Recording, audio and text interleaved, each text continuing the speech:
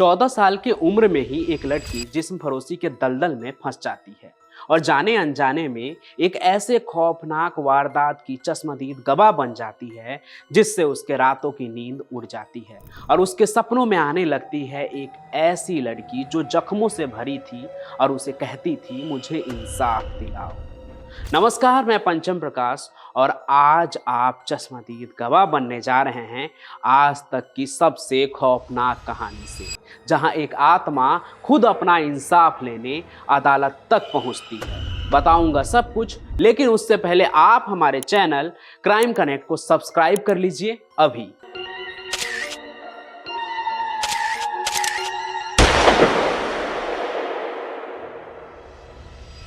कहानी की शुरुआत होती है मई 1999 से। 14 साल की एक लड़की हांगकांग के पुलिस स्टेशन पहुंचती है और कहती है, मैं बहुत परेशान हूँ। एक भूत मुझे सपनों में आकर सता रहा है।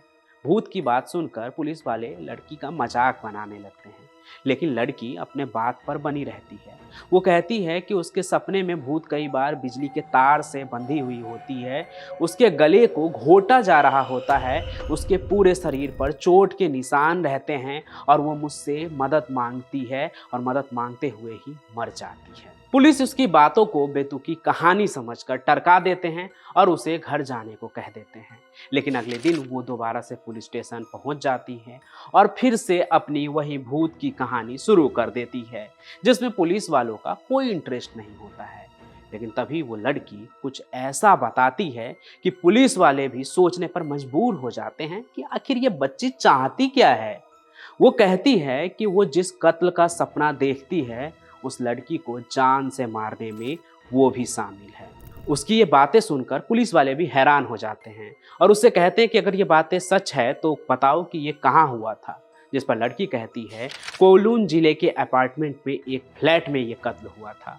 पुलिस लड़की को लेकर उसी अपार्टमेंट पर पहुंचती है और फ्लैट का दरवाजा खोला जाता है। घर के अंदर से अजीब सी बदबू आ रही थी। पुलिस ने पूरे घर की तलाशी लेनी शुरू की तो एक हेलो किटी नाम की गुड़िया मिली, जो किसी जलपरी जैसी दिख रही थी। लेकिन ये गुड़िया किसी नॉर्मल गुड़िया से बहुत ही अलग और बड़ी थी। अजीब सी दिखने वाले इस डॉल को जब पुलिस ने गौर से देखा तो उसकी गर्दन सिली हुई दिखी। पुलिस ने डॉल के सिर वाले हिस्से को जैसे ही खोला तो उसे खोलते ही दंग रह गए, क्योंकि डॉल के अंदर एक इंसानी सिर रखा हुआ था। सिर को देखकर ऐसा लग रहा था कि उसके साथ बहुत ही हैवानियत की गई होगी। उसके बाद जो कहानी सामने आई वो इंसानियत को शर्मसार कर देने वाली अब तक की सबसे खौफनाक कहानी होगी। दरअसल डॉल के अंदर वो सिर हांगकांग में रहने वाली ही एक लड़की फैन की थी। अनाथ होने के वजह से वो गलत संगत में पड़कर नशे की आदी हो गई। लेकिन नशे करने के लिए जब उसके पास पैसे कम पड़ रहे थे तो वो जिस्म फरोशी के धंधे में आ गई। बाद में उसने एक नाइट क्लब में नौकरी कर ली, जहां उसकी दोस्ती हुई चॉन मैन लॉक नाम के एक ड्रग डीलर से। दोस्ती होने के बाद जब एक दिन फैन ड्रग डीलर के घर पर गई तो वो उसके पर्स को चुरा लेती है और यही उसकी ज़िंदगी की सबसे बड़ी गलती बन जाती है। 1997 के अप्रैल में जब ड्रग डीलर चैनमैन लोग को ये बात पता लगी कि चोरी फैन ने की है तो वो उसे किडनैप कर अपने फ्लैट पर कैद कर लेता है और उसके इस गलती के लिए रोज़ अपने साथियों से फैन के साथ हैवानियत करवाने लगा। वो न सिर्फ फैन की इज्जत लूटते बल्कि उसके चेहरे को पंचिंग बैग बनाकर सभी बारी बारी से मारते थे जैसे ये कोई खेल हो। इसके बाद वो हैवानियत पर इस कदर उतर आते हैं कि सब कुछ तो मैं आपको बता भी नहीं सकता हूँ। लेकिन इसी बीच होता ये है कि एक 14 साल की लड़की उस फ्लैट पर आती है जहाँ सभी फैन के साथ हैवानियत कर रहे थे। वो लड़की वहाँ इसलिए आती है क्योंकि वो भी फैन की तरह ही जिस्म फरोशी के धंधे में थी और ऐसे धंधे में रहते हुए ऐसे लोगों से आमना सामना होता ही रहता है। तो 14 साल की ये लड़की जब फ्लैट पर आती है तो सभी लोग उससे भी फैन को मारने को कहते हैं। उस लड़की को ये कोई खेल लगता है और वो भी फैन के चेहरे पर मारती है।